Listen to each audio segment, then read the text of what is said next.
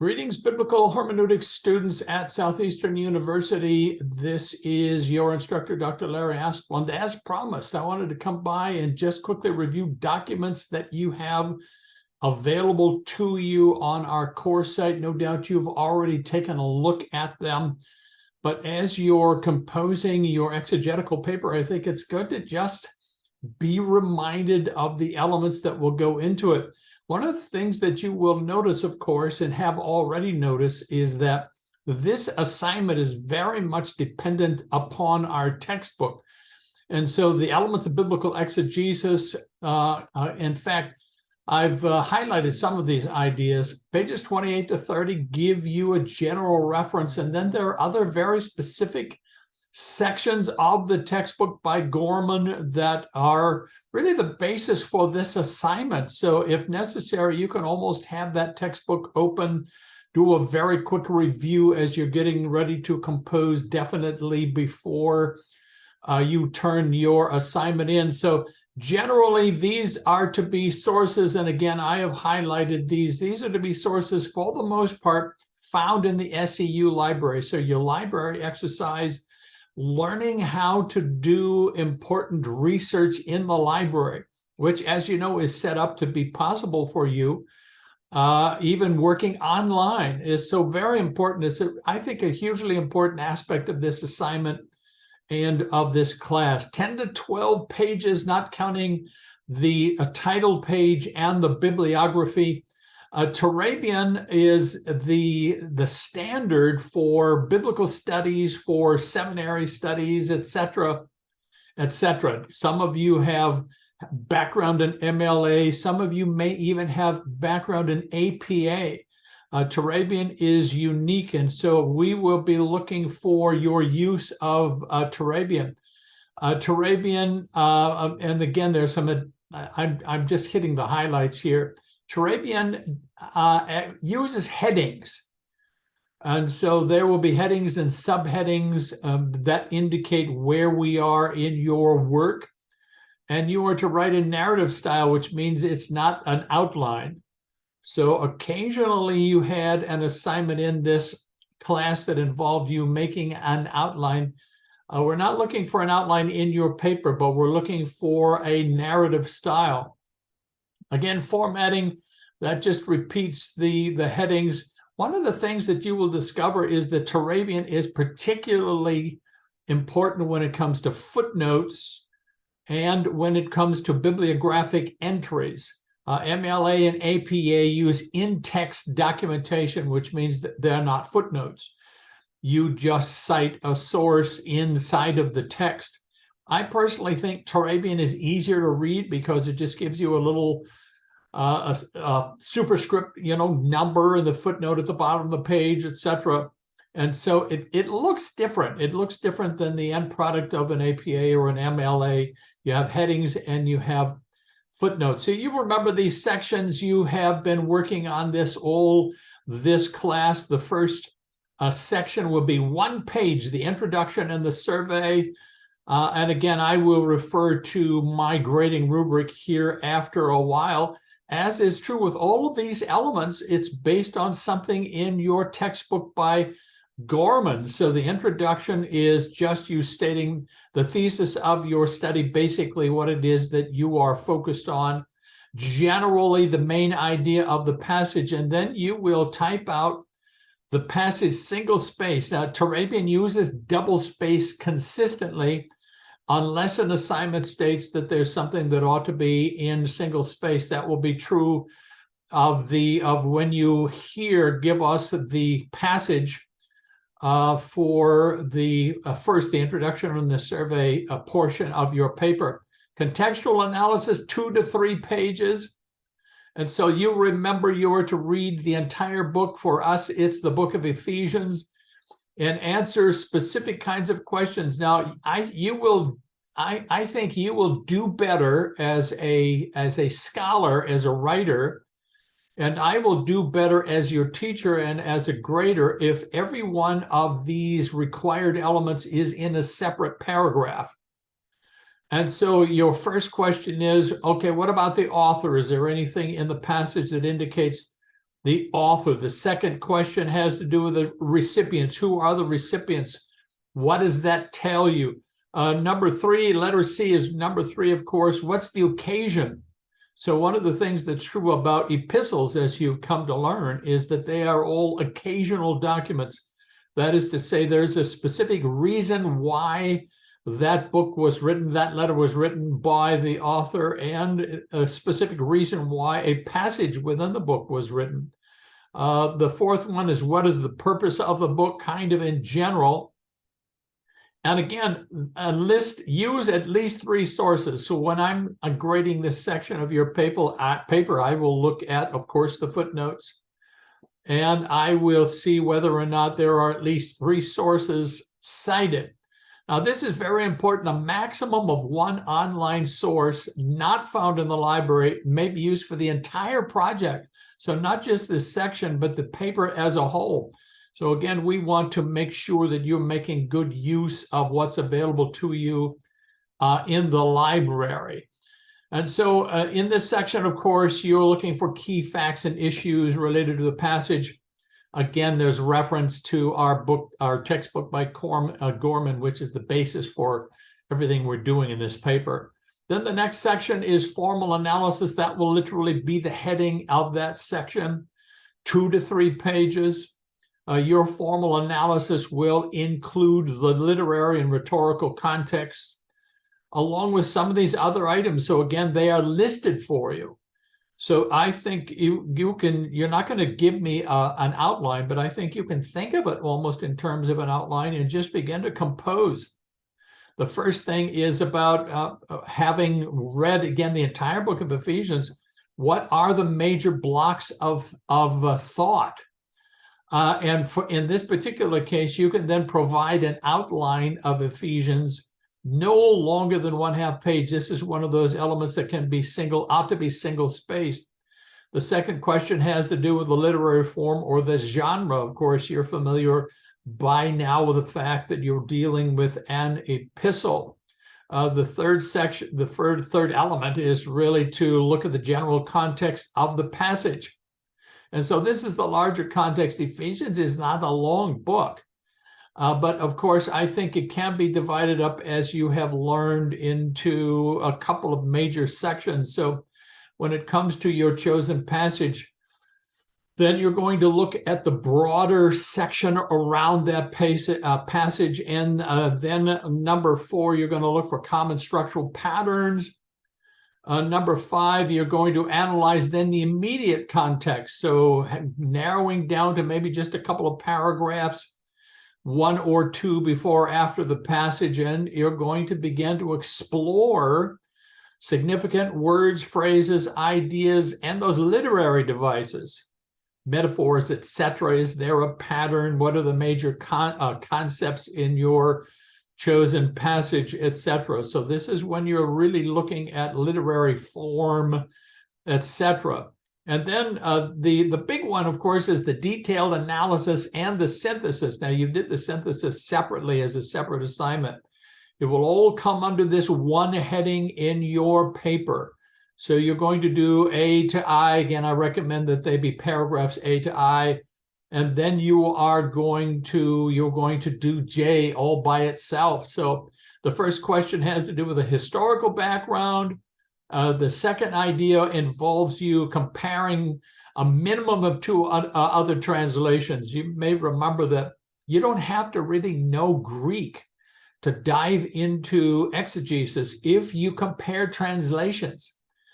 Because when you compare translations, you get some insights into what's important in that passage. You're going to identify a minimum of 4 to 6 key words, and you're going to rely on commentaries. For me, I find one of the best uses of commentaries is just to look at background information and look at some of those exegetical ideas that will help you in your interpretation, and not so much to look at how that author interpreted the passage. You can do that, but you can get background information. And then number 4, the meaning of each of those keywords, remembering that you're not doing a full word study. You're just taking a bit of time to look in shorter form, the meaning of each key word. Number 5, again, you're looking at literary form and devices. It's a bit of a repetition there, but it's important in this context. Number 6, the grammatical structure. What can you tell from how it is structured grammatically? Fortunately, Greek is a Western language, so it's pretty similar to English when it comes to that. Finally, G, consult a minimum of 3 commentaries. So I'm going to be looking again at your footnotes to see if they are there. And H, at least 1 periodical. Now, sometimes the word periodical can be confusing because we're not looking for a U.S. News and World Report. We're looking for a journal, a relevant academic journal that you have access to in the library. And once again, of course, in your early on your library exercise, you were asked to find and identify and then to indicate the periodicals. But for our purposes, we're looking for those relevant academic journal articles. And then I, the theological issues that maybe are being addressed in your passage and how that is relevant. And then finally, J is your own commentary. So I'm going to be looking for a verse-by-verse commentary on your chosen passage. And so this is your opportunity to shine as an exegete. And then you will add the synthesis portion, which you had as a separate assignment, but it's part of this section. So once again, just to kind of sum it all up, what was the main point, first of all, in each part of your chosen text? Why do you think it was included in the book of Ephesians? Why was it there for the original author and his readers? And then what spiritual claims did it make upon them? What are the challenges practically?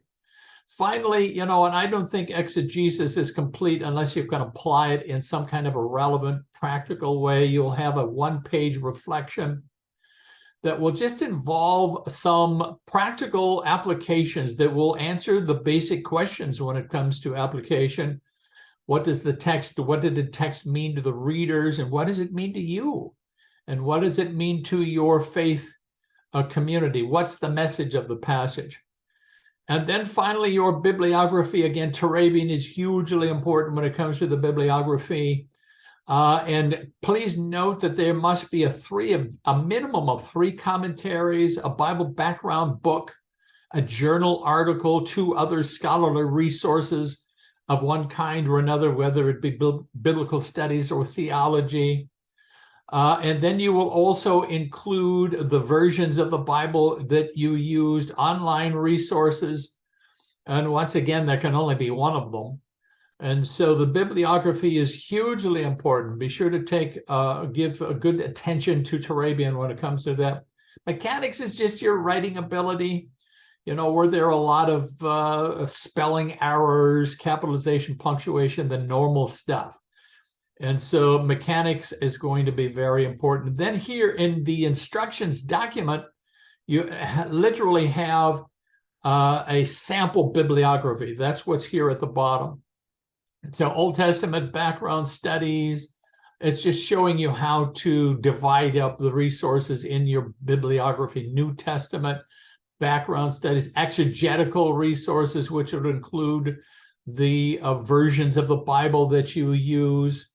And quite a few of those encyclopedias. Of course, you're not going to have a list this long, but this is just kind of a sample bibliography. By the way, quoting that you got a verse out of an app on your phone is really not something that needs to be either in a footnote or a bibliography. But we all love to use those apps. It's just not considered something that's suitable for a footnote or a bibliography. And so that has to do with the instructions for your assignment for your exegetical paper. As you know, you were also given a sample exegetical paper, which I think is fantastic. You could almost use this as a template, quite frankly, because it gives you a very clear picture of the way a Turabian style paper should look like and the form that ought to be used. And so you remember you're having 10 to 12 pages, not counting the title page and your bibliography. So the title page is very simple. You will remember again that there are no headers in Turabian. So a simple title page. Be sure to have this in front of you when you begin to format your paper. And then you see the you have the pagination up in the upper right-hand corner, and then the subheading. So you have the heading under introduction.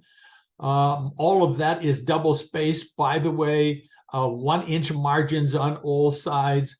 Most would prefer some kind of a 12-point New Times Roman font for an academic paper. It just reads real well when it comes to that. Block quotes, as you know, are indented. Block quotes are single spaced. They need to be usually we would say at least 5, maybe 4 or 5 lines at the minimum. And then you will have your section on the contextual analysis, which includes the historical analysis. Notice that we're using not in-text documentation once again, but we're using footnotes. Fortunately, Microsoft Word can automatically insert those. However, you will have to remember that for Turabian, the first line needs to be indented 1/2 inch. And then the second line all the way back over aligned left with an additional line inserted in between. It just makes it look cleaner. It's easier to follow your footnotes. They should be in the same font. So if you're using New Times Roman, you make sure if you're using it in the body, make sure you're using it in your footnotes. The body's going to be 12-point. Your footnotes will be 10-point. And so keep that in mind for your Turabian style paper. Once again, some of these sections are longer. I think it's an excellent example of what it looks like when you're doing this kind of a Turabian style of paper. Formal analysis will once again have a single spaced outlined, and then you will go into the rest of your formal analysis in the paper. Very clean looking, once again, footnotes. Detailed analysis is going to be a longer section of your paper. Ultimately, you're going to do your own commentary. So you see how this author began to, verse by verse, did their own commentary on their chosen passage.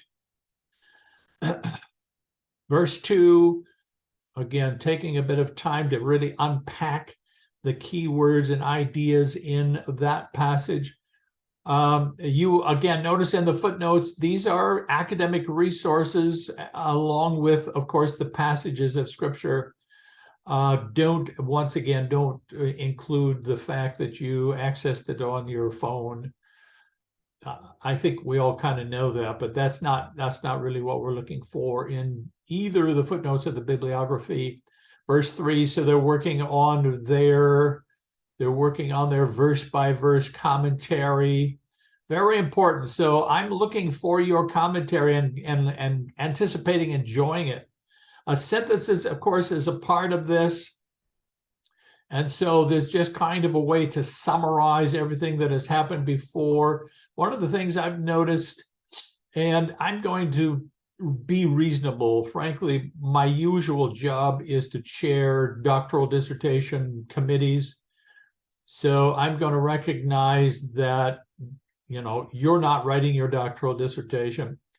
But if you were, I would say, by the way, this IBID is not being used correctly because it needs to have followed the short form of the original source on this page and then only afterwards. But I'm not going to be that picky because this is not that.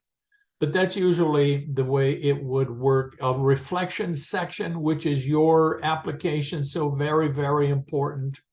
And then, of course, the bibliography. Notice in Turabian, the bibliography, the first line is aligned left, and the second and following lines are indented 1/2 space.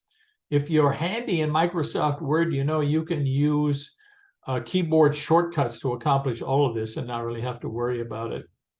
And by the way, you can look that up, YouTube it if you need to and look up how to do that. All of your sources need to be alphabetized when it comes to the bibliography. This particular bibliography does not have subsections.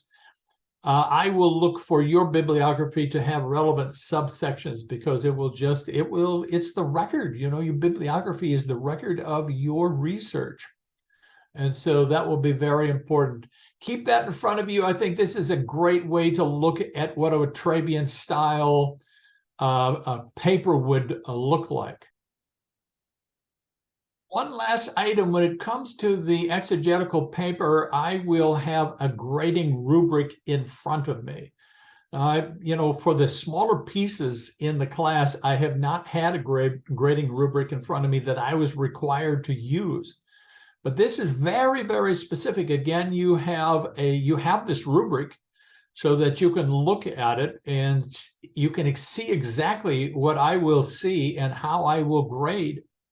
So there never should be a question as to why you received a certain kind of a grade. These items are all given to us, and then the number of points, of course, that I can give you, depending on if it was excellent, good, fair, or poor. I'll record the points, usually sometimes with a little comment. Unless I gave you all 5 points, I may not comment, because that simply means you did excellently. But you're wondering if you had fewer points, why, what was wrong? Well, I'll go back and I'll refer to this. What was, maybe just a little bit less than excellent. And so I will have this in front of me. I'm required to use it. It will be part of the process, formal analysis. I mean, every part of your paper will be looked at through the grid of this grading rubric. Detailed analysis, of course, that has notice all of these things that I need to be looking for when it comes to grading your work, of commentaries, theological, background books, etc. And so you can look at this as well. You can see exactly what I see. And then you will be able to understand why it is that you received the grade that you did. You are excellent students. I'm anticipating that you're going to do very, very well. But I want to make sure you feel confident in how it's going to work. And of course, once again, Gorman's text is the key for us. Even the reflection, your personal application section has the grading rubric for me, mechanics, spelling, punctuation, etc. And then, of course, finally, your bibliography. So I'm going to have that in front of me. I will use it specifically. I will mark the specific sections of your paper. If I really feel like, I know you're going to have a question why you didn't do as well as you maybe thought you did in that section, I'll leave you a comment as well. So I anticipate this is kind of the summative exercise for you in this class. This class has all been about you learning the skills needed to be a great exegete. You're not, necessarily going to move on to become some noted, New Testament scholar or whatever it is. But if you feel called at all to teaching and or preaching ministry, I know you want to do a good job when it comes to being able to look at a passage systematically. And, if you're teaching or preaching, you're not laying out everything you discovered. You're just using it as the basis for the points that you will be making. And so what a great, this is such a great class, and this is a great exercise here at the end. So let me know if you have any questions along the way. I'm looking forward to participating with you, ultimately doing this entire exercise, participating with you, ultimately in a really great conclusion to this class. So God bless you, everybody. I'll see you in class.